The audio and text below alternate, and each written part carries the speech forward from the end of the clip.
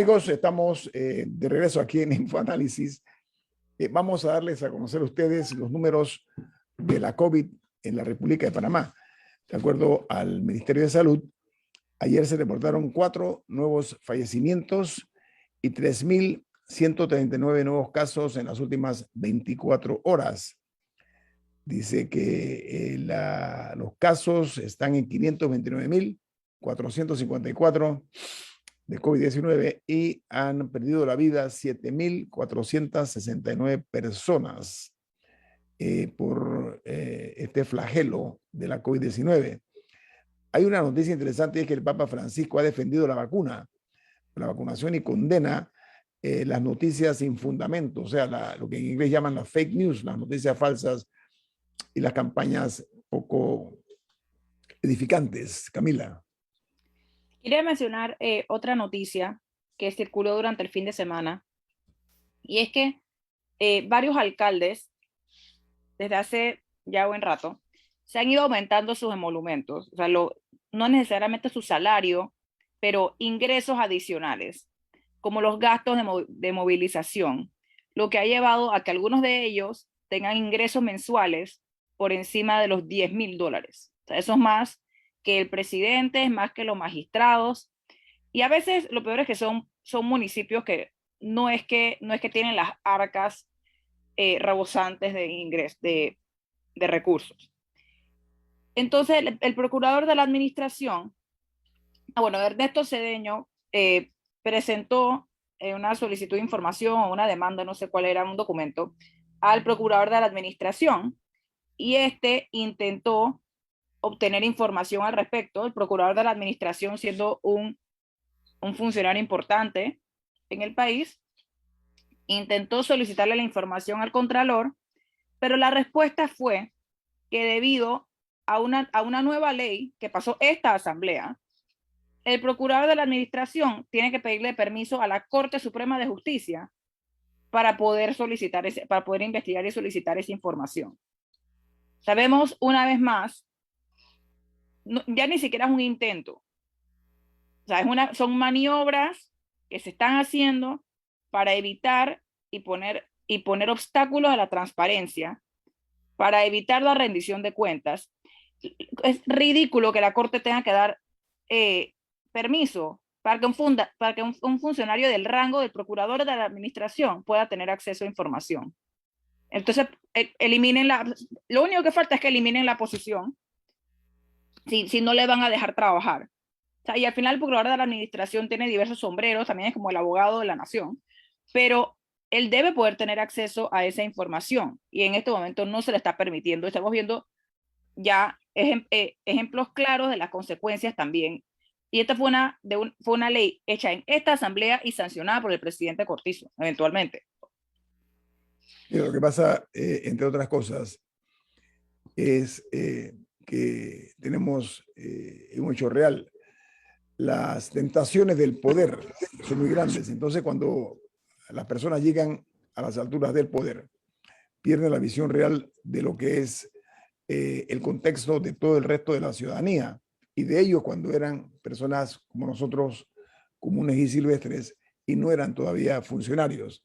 Entonces, esto ha traído como consecuencia, primero, que no quieren rendir cuentas. Estoy viendo el caso del alcalde Carrasquilla, que se ha negado rotundamente, no quiere rendir cuentas acerca de un salario que se aumentó, creo que a $10,000. Hay otros alcaldes que han hecho lo mismo, sobre todo en distritos que son muy pobres, lo cual contradice el sentido común. Y aunque no lo fueran, en momentos de crisis también. Sí, no hay una sustentación por la cual ellos deben ganar más que el presidente y que los magistrados. Lo que yo quiero decir, o sea, por lo menos no lo han brindado. Creo que es todavía más abominable el hecho de que son municipios pobres, en condición ruinosa algunos de ellos. Y esto trae como consecuencia que el nivel de podredumbre que estamos nosotros viendo, que se está manejando una parte de lo que se llama un esnobismo vulgar por la parte de algunos funcionarios, estamos viendo que va a alcanzar un punto en el cual no vamos a poder siquiera respirar sin intoxicarnos, porque la corrupción es demasiado rampante en ese sentido. Y no únicamente son algunos alcaldes, también hay otros funcionarios que se han elevado los salarios y se han impuesto gastos superfluos que representan también, Lo que como pasa es que dices no se tú, aumenta en el salario, y ahí es ahí la clave. No se aumenta en el no, los salario. alcaldes El sí, los salario de un alcaldes sí. representante sigue siendo Ajá, $2.000 y el de ajá. un alcalde sigue siendo, no recuerdo la cifra en este momento. Lo que Mm, hace es que se inventan otras mm. figuras Gastos. como gastos de movilización para generar miles de dólares. ¿Por Mm, qué un alcalde necesita miles de dólares para moverse dentro de un área geográfica pequeña? así O sea, es. hay ciertos, y lo hemos conversado en este programa antes, hay ciertas áreas en las que se podría hablar de un reconocimiento, por ejemplo, si son áreas de difícil acceso que requieran algún tipo de gasto para subir una montaña, que se pudiera reconocer mediante viáticos o alguna otra figura entendible.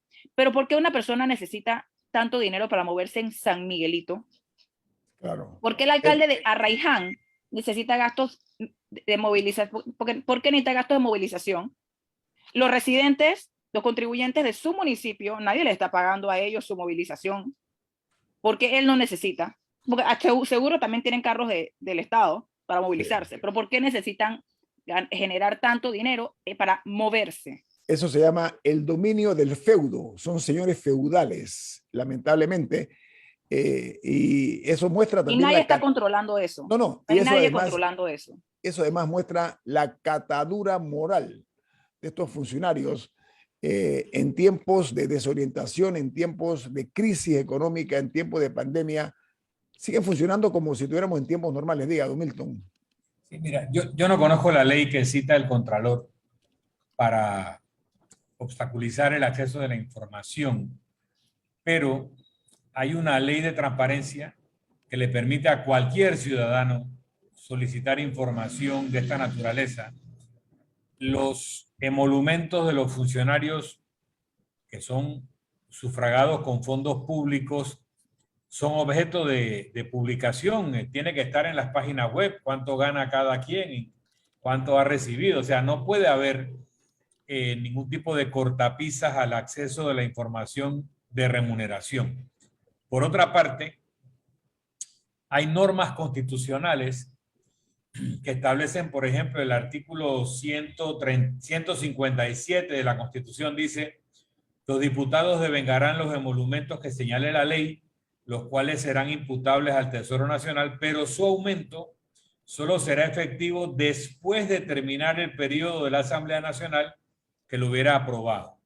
En el caso del presidente de la República, creo que no se puede reducir en su periodo como una forma de evitar que la Asamblea pueda chantajear al presidente dejándolo sin sueldo. En el caso de los ministros, los magistrados del Tribunal, de la Corte Suprema, del Tribunal Electoral, procurador y contralor, tienen que estar al mismo nivel o no menos que. O sea, los magistrados no pueden devengar menos que los ministros.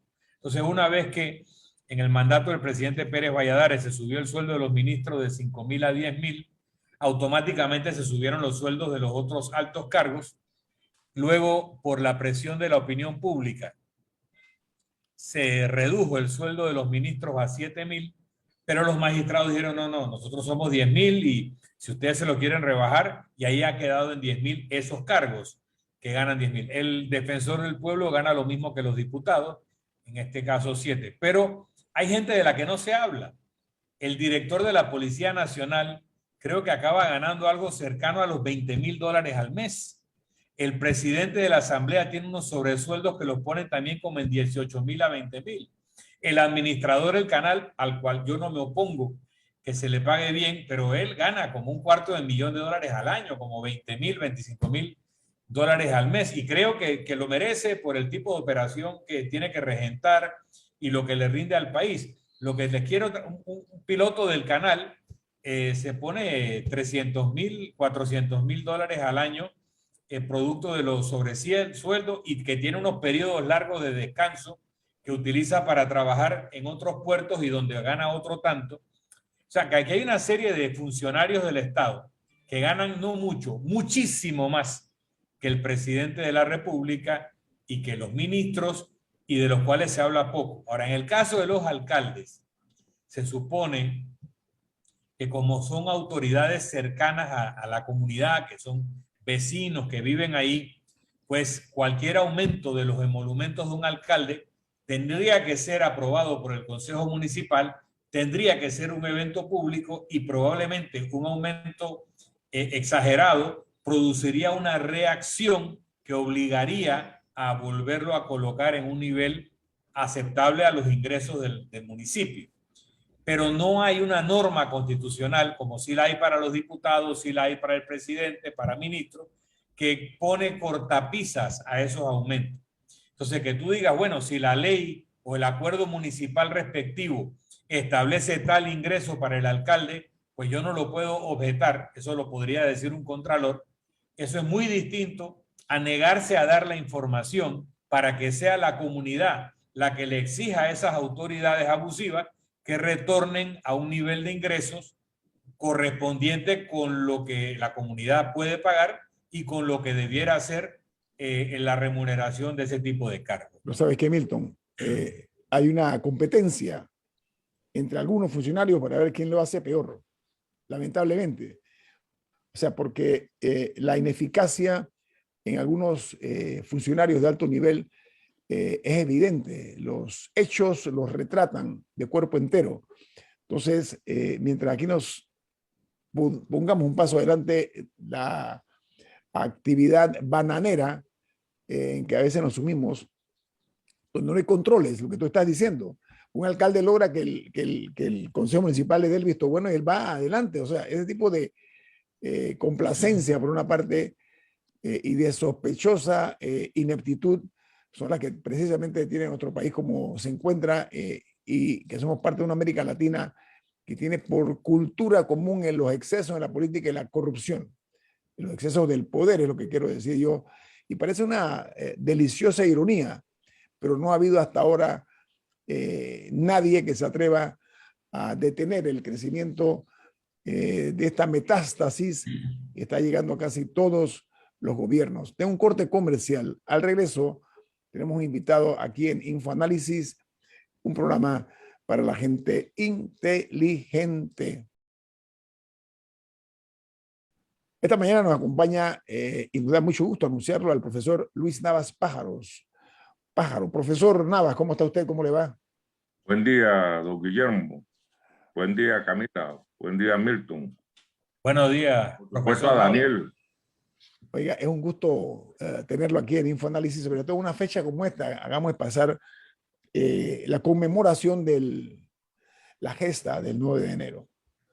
En el tiempo ha ido en algunos gobiernos pasando casi inadvertido, no se le ha dado la jerarquía histórica que tiene el mismo. Pero yo quiero, profesor, en su condición de educador, preguntarle acerca de una acción funesta que se tomó hace ya cierto tiempo y que se eliminó de los planes de estudio las relaciones de Panamá con los Estados Unidos. Mucho tiempo estuvieron a un lado. ¿Cuál es su opinión acerca de retomar en una forma mucho más seria, más definida, esta importante relación histórica que ha tenido nuestro país con los Estados Unidos? Profesor, llevarlo a las aulas, que los jóvenes, la nueva generación, se compenetre y conozca todos los vaivenes que han habido en esa historia de ambas naciones. Gracias por la invitación, distinguidos compatriotas. El problema es que desde mucho antes en Panamá se ha venido cultivando la noción y por consiguiente conducta de eliminar todo aquello que le sea incómodo a la presencia colonial de los Estados Unidos. Todo, absolutamente todo. Ocultar hechos, ocultar personajes. Y en el caso de las relaciones de Panamá con los Estados Unidos, en 1952, nace en la universidad por iniciativa de un extraordinario profesor, fundador de la Escuela de Diplomacia, hoy Escuela de Relaciones Internacionales, la cátedra Relaciones de Panamá con los Estados Unidos. y apoyó esa cátedra con un extraordinario aporte que fue su tesis oral. Los Estados Unidos y la República de Panamá. Compendio muy oportuno para que los panameños estuviéramos al tanto de una relación que influye, como influyó en su momento, de manera determinante en la conducta del Estado y en la de sus relaciones internacionales, que prácticamente estaba atrapada en términos bilaterales, Estados Unidos y Panamá.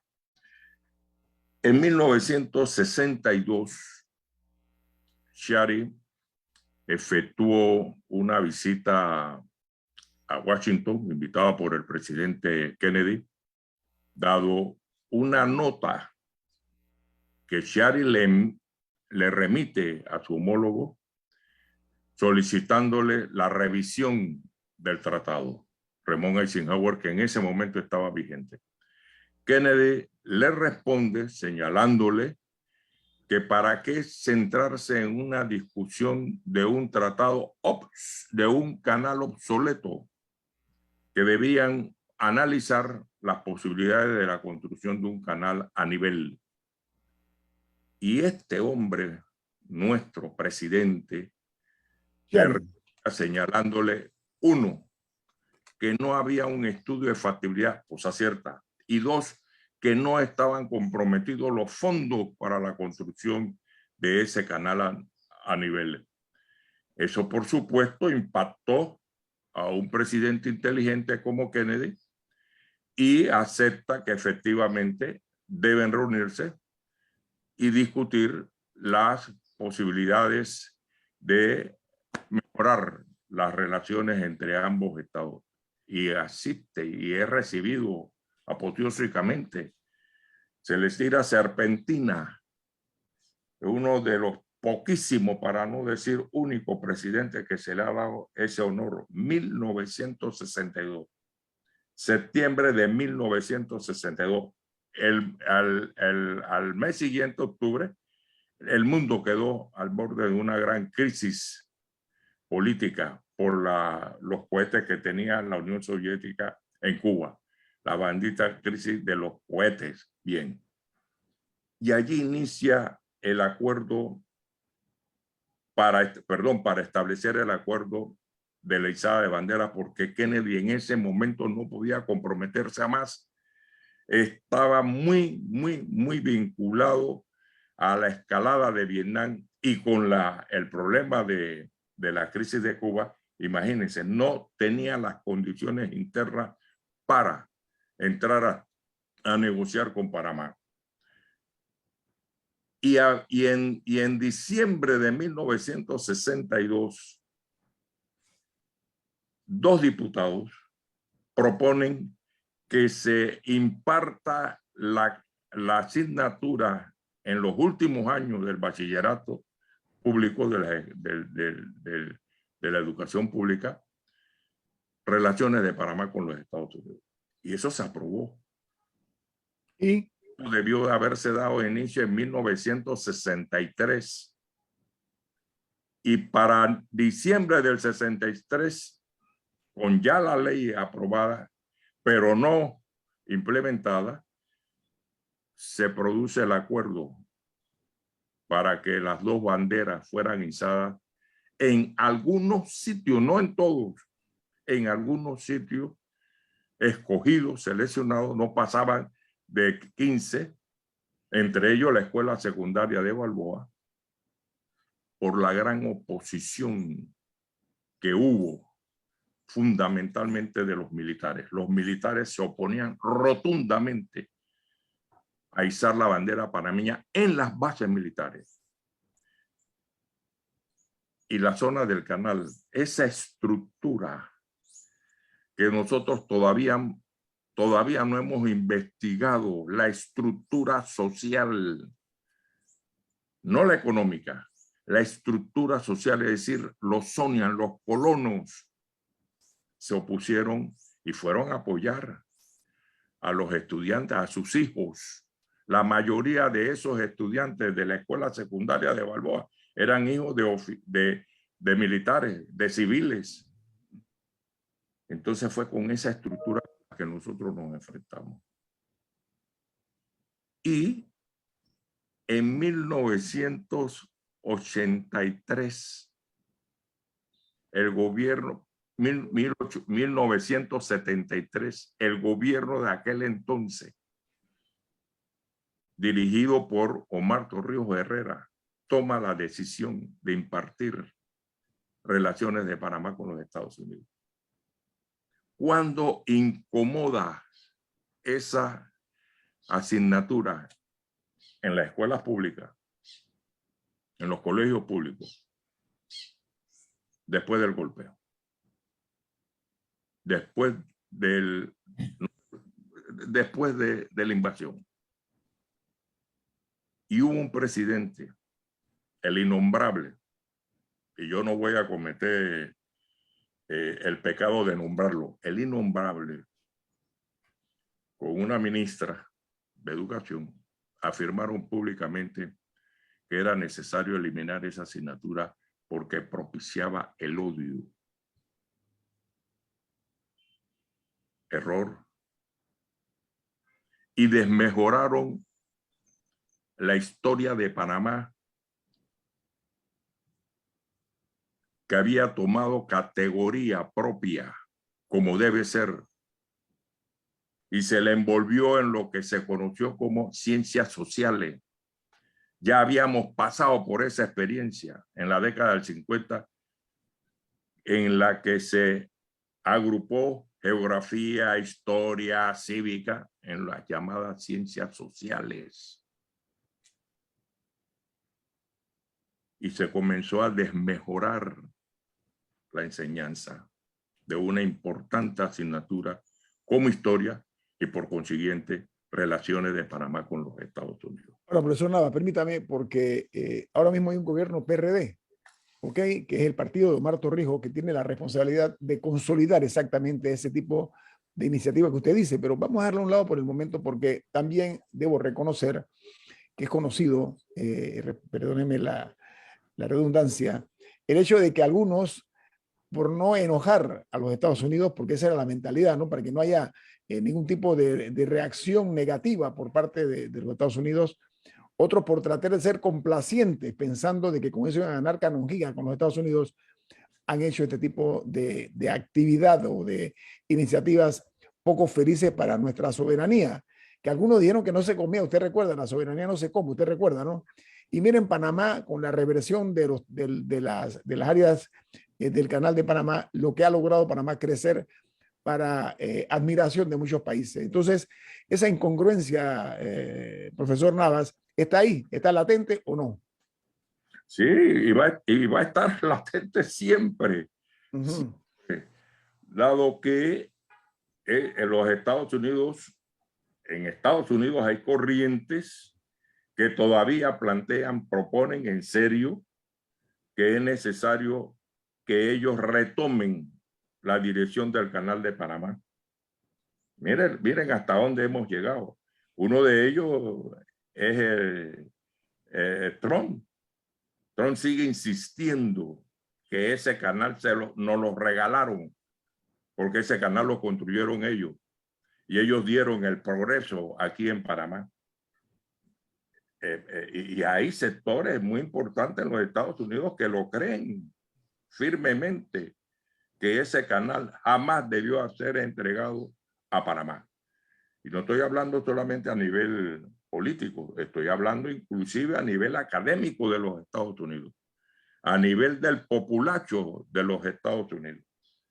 Por tanto, eso ha sido, insisto, una conducta perniciosa en el seno de la sociedad panameña, independientemente de los partidos.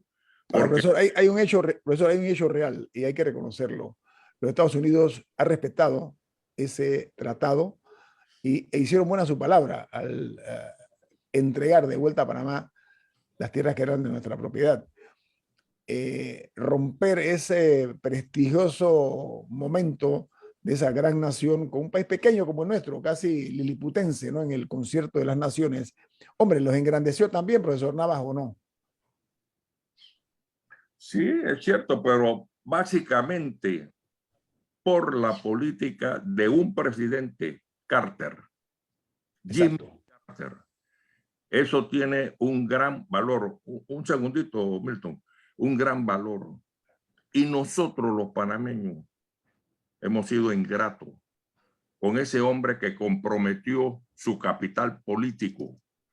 Una de las razones por la que él no se pudo reelegir, una de las razones por la que se fortaleció la corriente neocon encabezada por un actor de cine, Ronald Reagan. Ronald Reagan. Exactamente, ese personaje de la sonrisa, pero que con muchas limitaciones intelectuales. Y nosotros decíamos, miren hasta dónde hemos llegado. Nosotros decíamos, bueno, ya el canal es nuestro, ya hay que eliminar esta asignatura. Ya no tenemos que entregar esta enseñanza. Y el drama es que la conquista del canal, recuperar nuestro territorio, eliminar la perpetuidad, abrir cauces para un desarrollo económico que beneficie a los panameños. Eso costó desde 1979 para lograr la ratificación y entrar en vigencia esos dos tratados. Le costó, y lo saben los trabajadores del canal, todas las medidas en contra de que ese canal le fuera entregado con eficiencia, con capacidad manejable, y gracias a quién, al impulso que le puso ya en ese entonces presidente Carter, y también la actitud patriótica de hombres como Manfredo, y posteriormente con Alemán Subieta. En otras palabras, Panamá le costó y le seguirá costando administrar eficientemente ese canal. Y hemos demostrado que somos capaces de administrarlo eficientemente. Es más eficientemente que los Estados Unidos. Profesor, tengo un corte comercial. Milton tiene una pregunta al revés, así que viene más aquí en Info Análisis. Este es un programa para la gente inteligente.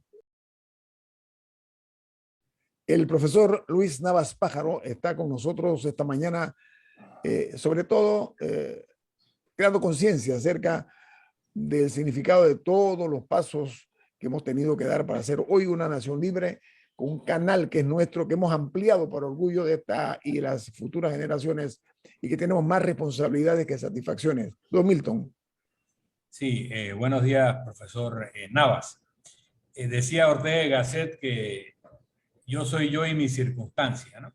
Usted relataba la circunstancia de Kennedy que le hacía imposible políticamente corregir la injusticia de la relación entre Panamá y Estados Unidos por la crisis de los misiles, por los otros problemas que se fueron dando en Estados Unidos, y luego en Estados Unidos con el asesinato de Kennedy, y queda Johnson presidiendo un país que estaba traumatizado y convulso, y con una entrada fuerte en la guerra de Vietnam. Pero el ex canciller Juan Antonio Tac nos dijo en un almuerzo, a Guillermo, a Rubén Darío Murgas y a mí, almorzamos un par de veces con él, y nos contaba anécdotas, que Henry Kissinger le dijo: el tema del canal no es un problema en Estados Unidos.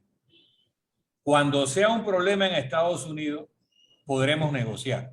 Y Tac entendió, háganos el problema. O sea, había en la élite norteamericana que había obligado a Inglaterra, a Gran Bretaña, a Francia, a las grandes potencias europeas a desmontar sus imperios en África, en Asia, etcétera, no podía tener a su vez una colonia en ningún lado. Y por lo tanto, ellos entendían que ellos tenían que desmontar esa colonia de la zona del canal, y les quedó más claro que nunca en el 64, porque la orden de colocar la bandera panameña en ciertos lugares era una orden presidencial de los Estados Unidos.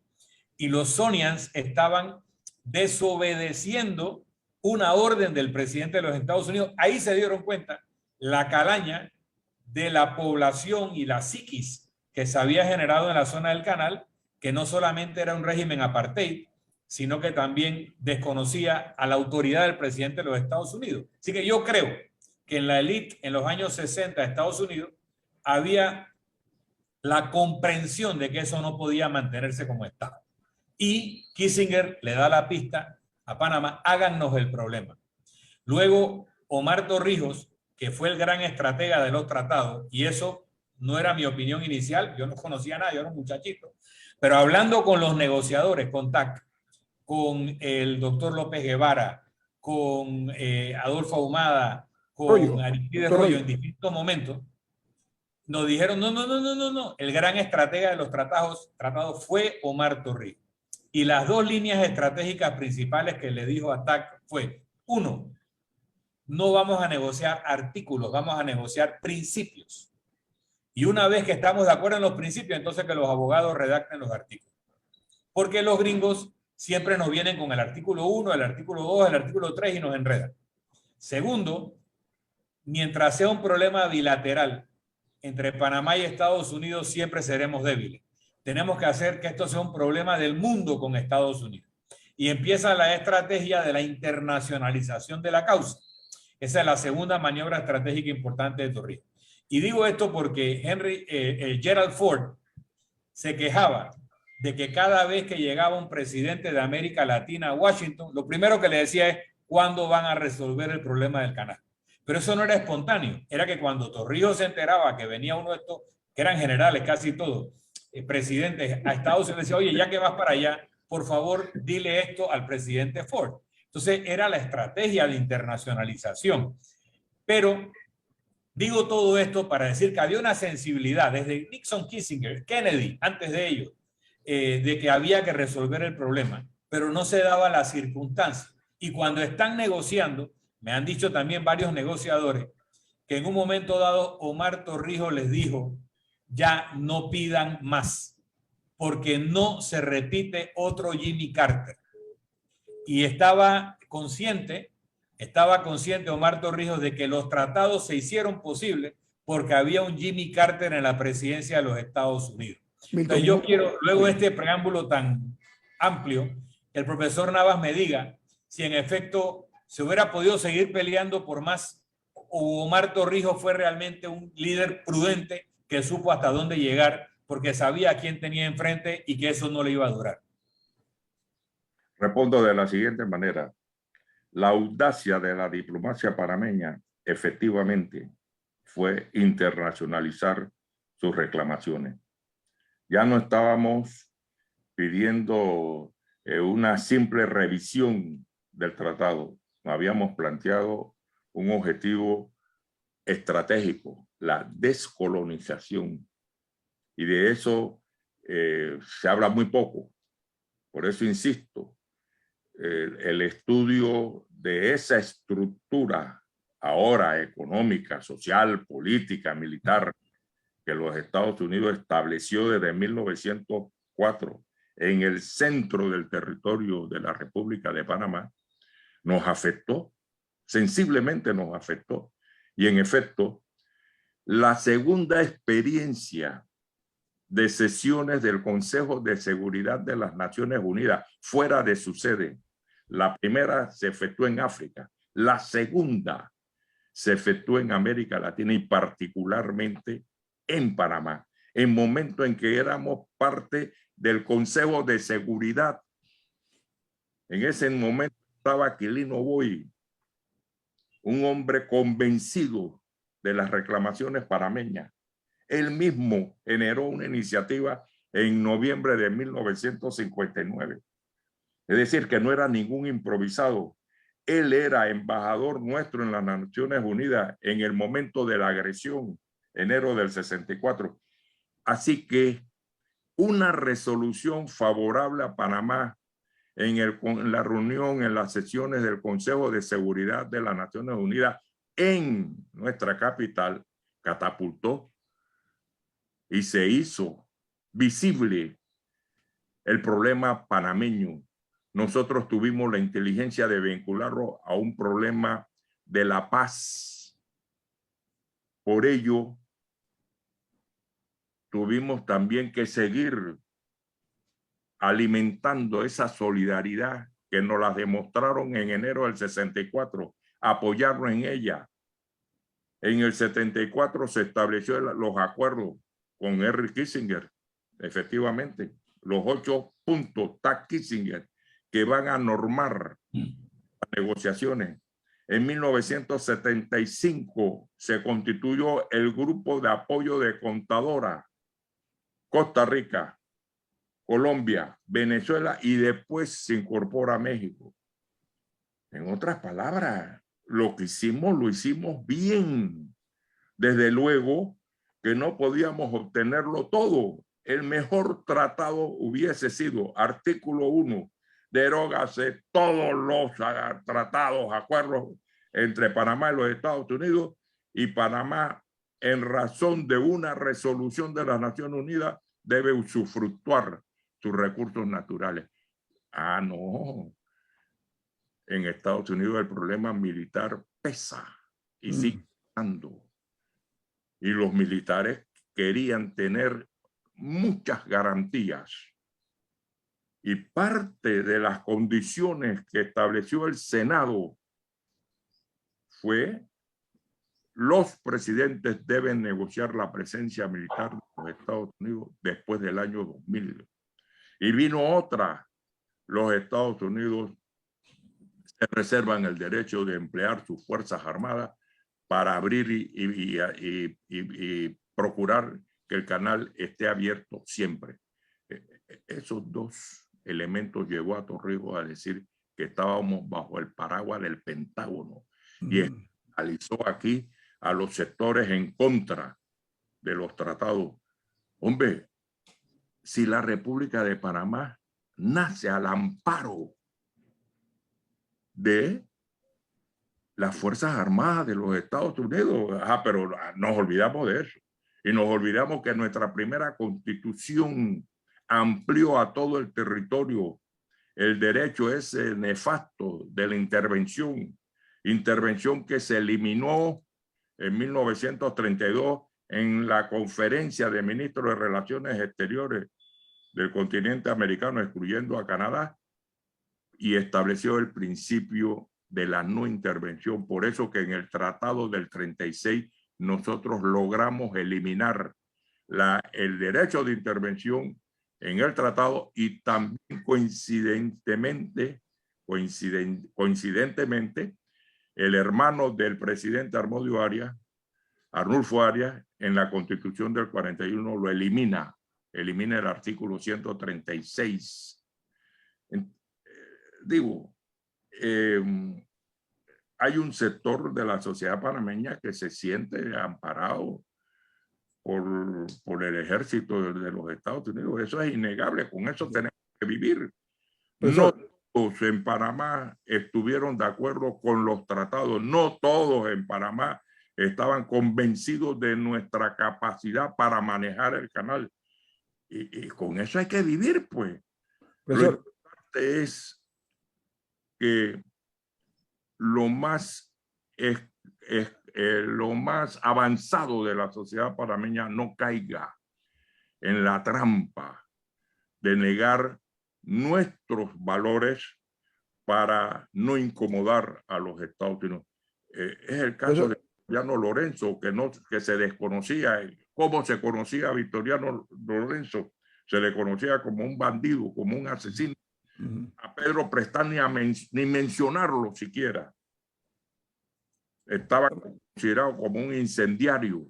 Es más, rescatar a Pedro Prestán nos costó Buenaventura Corrioso, mucho menos. Y así por el ejemplo,